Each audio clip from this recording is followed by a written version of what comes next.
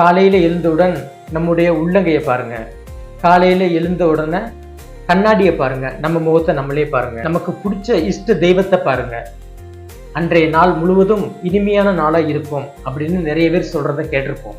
அப்படி என்ன இருக்கு? நாம் பார்க்கக்கூடிய கண்ணாடியில் ஒரு பெரிய சூட்சுமம் அடங்கியிருக்கு. நாம் கண்ணாடி பார்க்கும்போது நாம் என்ன செய்கிறோமோ அதுவே எதிரில் பிரதிபலிக்கும்.